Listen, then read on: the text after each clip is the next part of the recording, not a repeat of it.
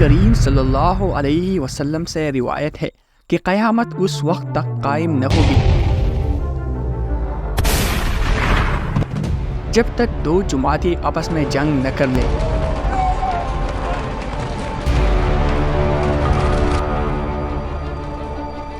دونوں میں بڑی باری جنگ ہوگی، حالانکہ دونوں کا دعویٰ ایک ہی ہوگا، اور قیامت اس وقت تک قائم نہ ہوگی جب تک تقریباً 30 جھوٹی دجال پیدا نہ ہو لے۔ ان میں ہر ایک کا یہی گمان ہوگا کہ وہ اللہ کا نبی ہے۔ پیغمبر اسلام کی حیات میں اور اس کے بعد بہت سے لوگوں نے نبوت کا جعلی دعویٰ کیا، جبکہ نبوت محمد صلی اللہ علیہ وسلم پر ختم ہو چکے ہے۔ مدعیان نبوت یعنی وہ لوگ جو نبی ہونے کا جھوٹا دعویٰ کرتے تھے، اسلام کی ابتدائی دور میں ایک بڑا فتنہ تھی۔ ان میں سب سے مشہور مسیلمہ کذاب تھا، جس نے نبوت کا دعویٰ کیا اور عرب کے علاقے یمامہ میں اپنے پیروکاروں کی بڑی تعداد جمع کر لی۔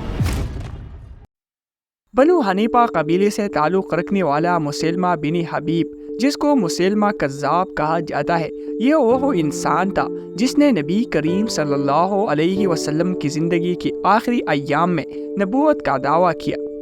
مسیلمہ نے دعویٰ کیا کہ اسے بھی وہی ملتے ہیں، اور اس نے ایک نئی شریعت پیش کی۔ اس نے اپنے پیروکاروں کو جنگ پر ابھارا، جس کی وجہ سے مسلمانوں کے ساتھ اس کی جنگیں ہوئی۔ اسی طرح اور بھی بہت سے گستاخ تھے، جیسے کہ اسود عنسی اور طلحہ بن خویل بھی شامل تھے۔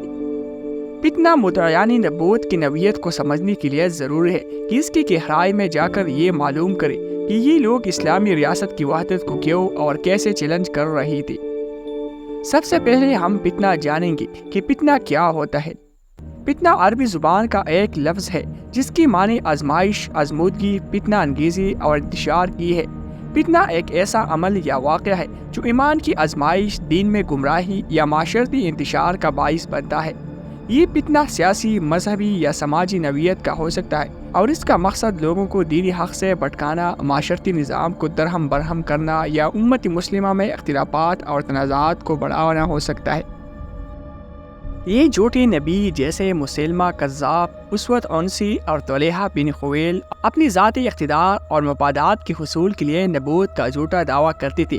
ان کی دعوے کے پیچھے اہم وجوہات میں ذاتی طاقت کی خواہش، قبیلے کی سرفرازی اور لوگوں کو گمراہ کر کے اپنے سیاسی پوزیشن کو مضبوط کرنا شامل تھا۔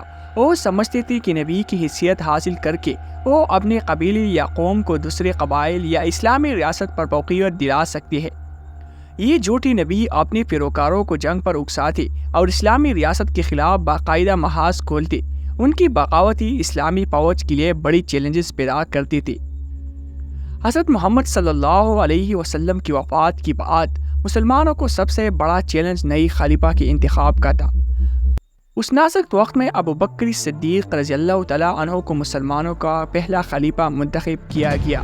آپ کا انتخاب اس بات کا ثبوت تھا کہ اسلامی معاشرے میں آپ کی شخصیت کو بلند مقام حاصل تھا، اور آپ کی سچائی، ایمانداری اور نبی کریم صلی اللہ علیہ وسلم کے قریب ہونے کی وجہ سے مسلمانوں نے آپ کو اپنا رہنما تسلیم کیا۔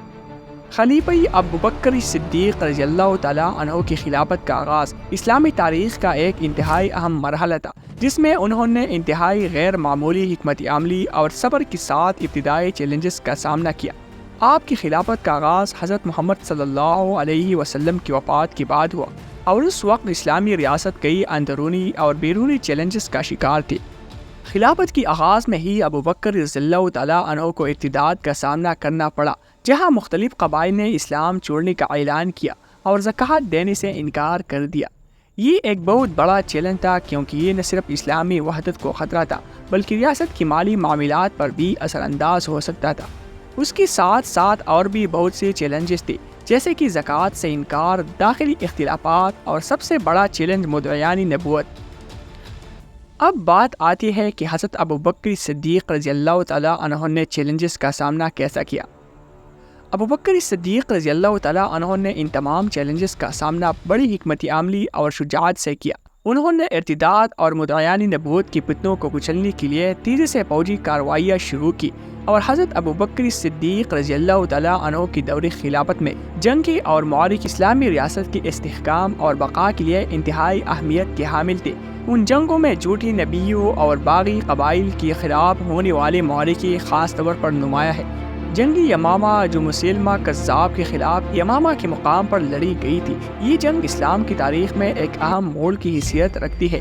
جنگی یمامہ 632 عیسوی میں مسیلمہ کذاب کے خلاف لڑی گئی۔ مسیلمہ نے نبوت کا جھوٹا دعویٰ کیا تھا اور اس کے پیروکاروں کی تعداد بہت زیادہ ہو گئی تھی۔ اس نے یمامہ کے علاقے میں ایک مضبوط قلعہ بند حکومت قائم کر لی تھی اور اسلامی ریاست کے لیے بڑا خطرہ بن گیا تھا۔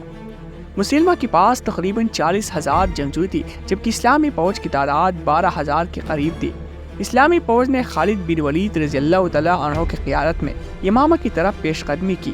مسلمہ کی فوج نے زبردست مزاحمت کی اور جنگ کا پہلا مرحلہ مسلمانوں کے لیے کافی مشکل ثابت ہوا، اور جنگی یمامہ کے دوران بہت سے حفاظ قرآن شہید ہو گئی۔ لیکن خالد بن ولید رضی اللہ تعالیٰ عنہ کی حکمت عملی اور اسلامی فوج کی بلند حوصلے نے جنگ کا پلٹا دیا، اور مسلمہ کذاب کو اس کے باغیانہ نظریات سمیت ہلاک کر دیا گیا۔